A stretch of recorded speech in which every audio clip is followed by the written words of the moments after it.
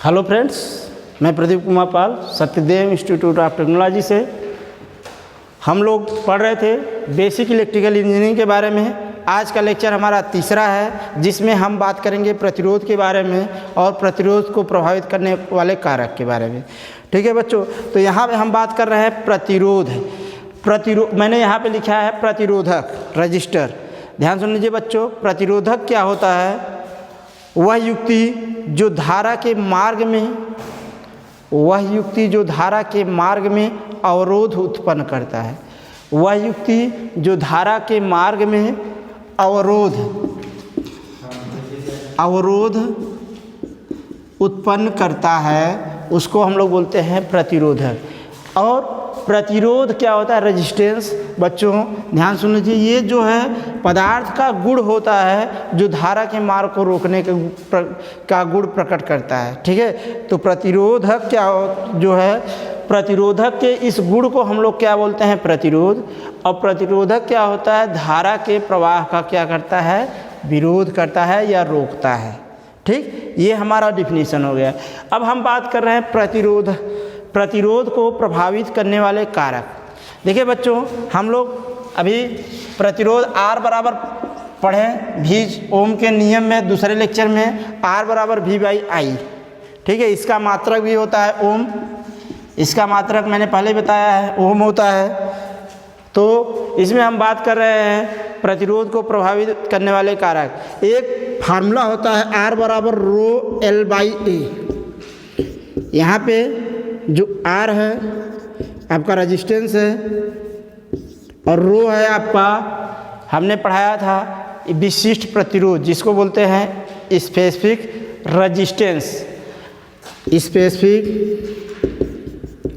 Resistance. विशिष्ट प्रतिरोध। L हमारा क्या है? लंबाई, चालक की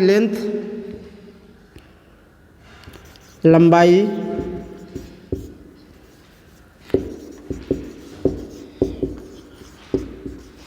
और कैपिटल A हमारा है चालक का क्रॉस सेक्शनल एरिया। चालक का क्रॉस सेक्शन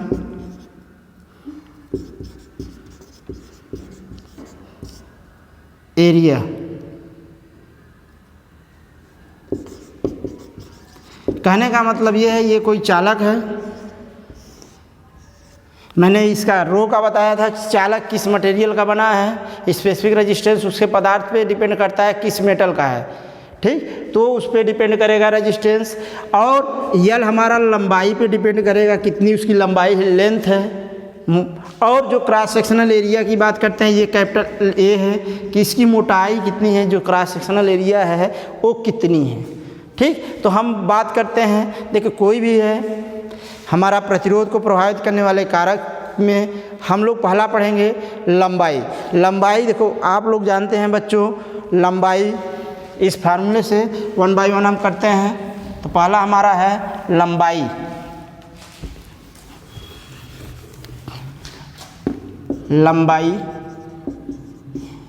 अगर हम सब कुछ R बराबर ρL/A। ठीक, अब ध्यान से सुनिए, R जो है डायरेक्टली प्रोपोर्शनल L है लंबाई के। कहने का मतलब ये है कि अगर हम सेम पदार्थ के हैं, सेम पदार्थ के मटेरियल हैं और उनका जो है मोटाई समान है, क्रॉस सेक्शनल एरिया समान है, तो जिस भी कंडक्टर का लेंथ अधिक होगा उसका क्या होगा? रेजिस्टेंस हमारा अधिक होगा। कहने का मतलब ये है, अगर हमारी लंबाई बढ़ती है तो हमारा क्या प्रतिरोध क्या होगा? बढ़ेगा। ठीक है बच्चों, यहाँ पे इस फार्मूले से आप देख सकते हैं, जब हमारा स्पेसिफिक रेजिस्टेंस और क्रॉस सेक्शनल एरिया कांस्टेंट रहेंगे तो कहने का मतलब हमारा लंबाई के डायरेक्टली प्रोपोर्शनल है R, तो हमारा रेजिस्टेंस अगर लंबाई बढ़ाते हैं तो रेजिस्टेंस क्या होगा?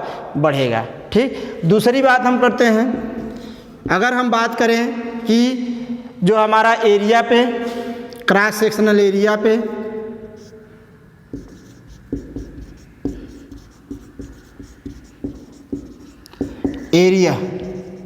देखिए बच्चों, अगर हम कोई भी वायर है, लंबाई सेम है और इनकी जो क्रॉस सेक्शनल एरिया है, कहने का मतलब ये है इनकी मोटाई।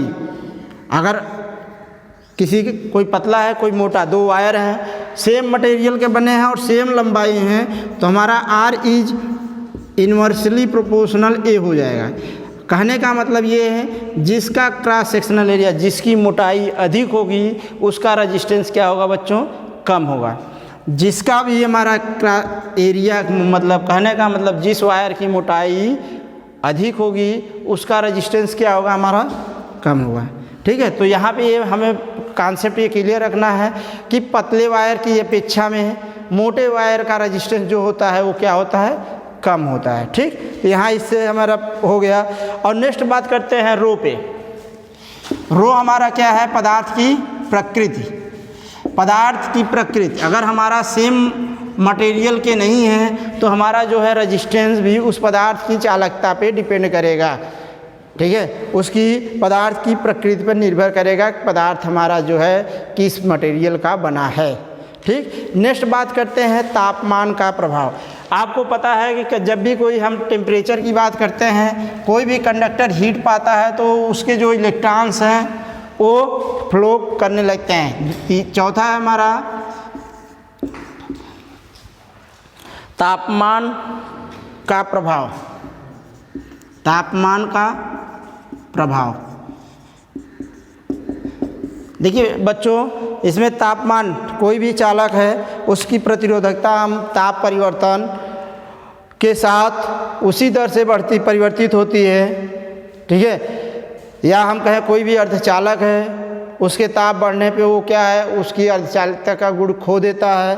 तो सिंपली यहाँ पे हम कहते हैं कोई भी चालक पदार्थ है उनका जो है अगर टेम्परेचर बढ़ाते हैं तो रेजिस्टेंस का मान क्या होता है, कम होता है। देखिए आप लोग पढ़ते हैं आर टी बराबर R naught 1 minus alpha T या 1 प्लस एल्फा टी। एल्फा जो होता है टेम्परेचर कोफिशिएंट होता है। ठीक, हम कहते हैं कि कोई भी चालक है उनकी प्रतिरोधकता जो है ताप परिवर्तन के साथ उसी दर से बढ़ती रहती हैं और कुछ समय के बाद वो कांस्टेंट हो जाती है बढ़ना, फिर उसके बाद वो क्या है, घटना शुरू हो जाते हैं। जैसे मान लीजिए हमारा कोई भी मिश्रित मटेरियल के बने हैं तो उस पर डिपेंड करेगा। और हम कहें कि कोई निश्चित टेम्परेचर के बाद हमारा जो है मेटल ही पिघलने लगता है तो उससे भी प्रतिरोधकता क्या होती है, कम होती है। जैसे अर्धचालक की बात करें तो उसका ताप बढ़ने पे क्या होता है, प्रतिरोधकता घटती है।